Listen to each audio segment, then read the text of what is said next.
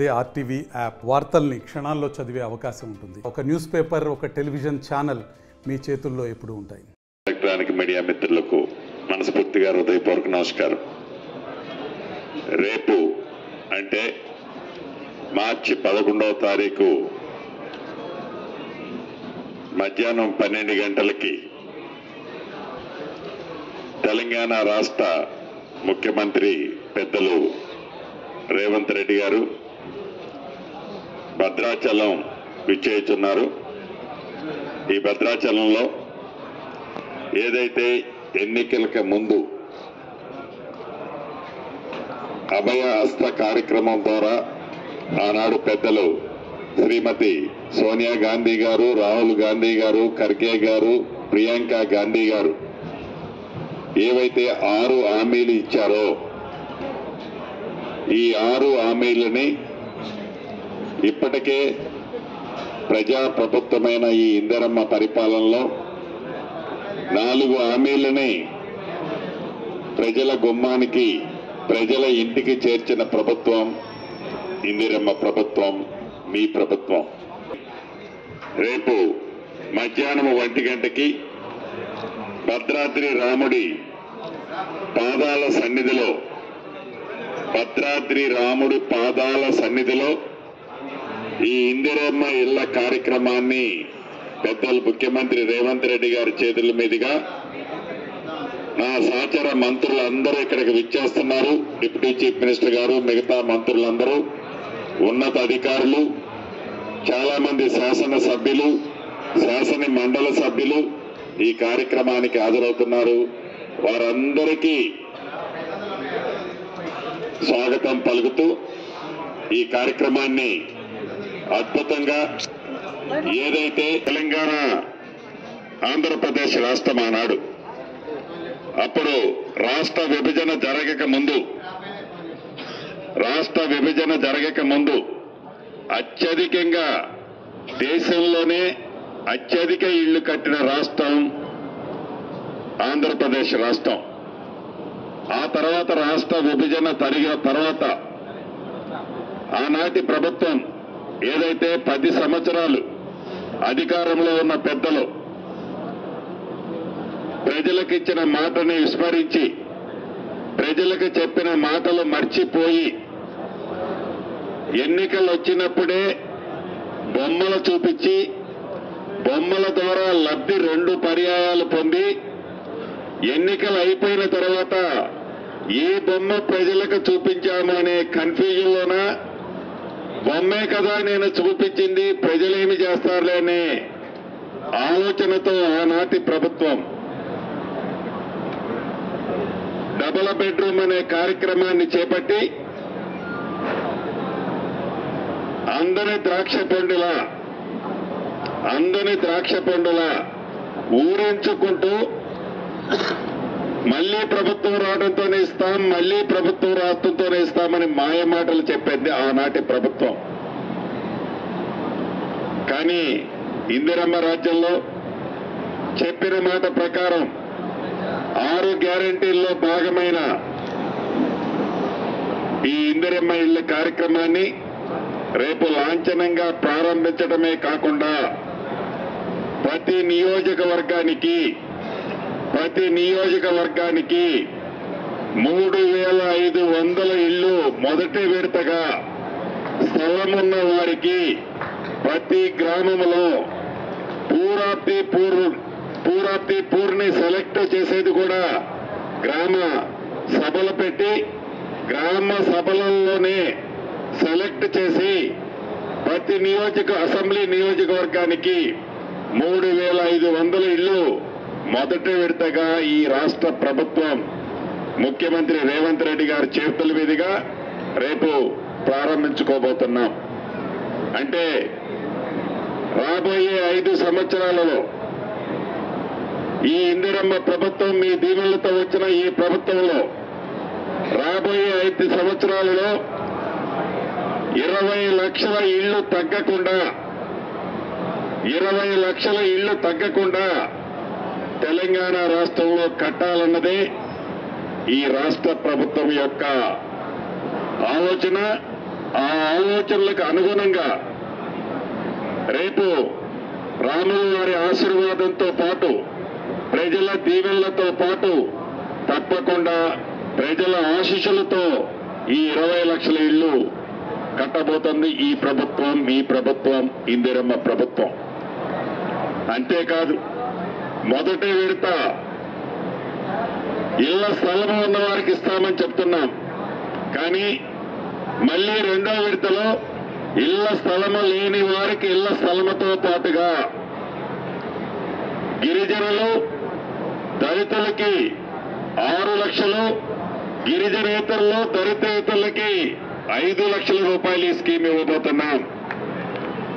ఇళ్ల స్థలము లేని వారికి సెకండ్ టైం, అంటే ఇప్పుడు ఇచ్చేది ఫస్ట్ టైం, సెకండ్ టైంలో ఇళ్ల స్థలము లేని వారికి ఇళ్ల స్థలముతో పాటుగా 5 లక్షలు గిరిజనులు గిరిజనేతరులకు, 6 లక్షలకు గిరిజనులు దళితులకి. అంటే మార్చి 11వ తారీఖు మధ్యాహ్నం 12 గంటలకి తెలంగాణ రాష్ట్ర ముఖ్యమంత్రి పెద్దలు రేవంత్ రెడ్డి గారు భద్రాచలం విచ్చేస్తున్నారు. ఈ భద్రాచలంలో ఏదైతే ఎన్నికలకు ముందు అభయ హస్త కార్యక్రమం ద్వారా ఆనాడు పెద్దలు శ్రీమతి సోనియా గాంధీ గారు, రాహుల్ గాంధీ గారు, ఖర్గే గారు, ప్రియాంక గాంధీ గారు ఏవైతే 6 హామీలు ఇచ్చారో ఈ 6 హామీలని ఇప్పటికే ప్రజాప్రభుత్వమైన ఈ ఇందిరమ్మ పరిపాలనలో 4 హామీలని ప్రజల గుమ్మానికి, ప్రజల ఇంటికి చేర్చిన ప్రభుత్వం ఇందిరమ్మ ప్రభుత్వం, మీ ప్రభుత్వం.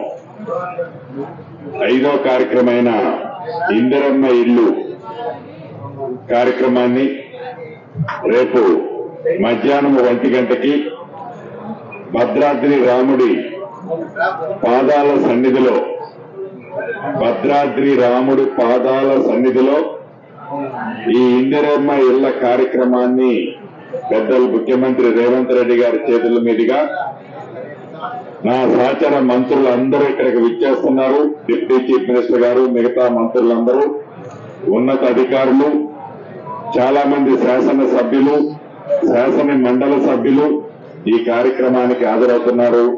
వారందరికీ స్వాగతం పలుకుతూ ఈ కార్యక్రమాన్ని అద్భుతంగా, ఏదైతే తెలంగాణ రాష్ట్రాన్ని సాధించుకున్న తర్వాత,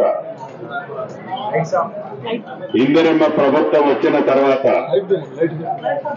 5వ కార్యక్రమైన ఇందిరమ్మ ఇల్లు కార్యక్రమాన్ని రేపు లాంఛనంగా ప్రారంభించుకోబోతున్నాం.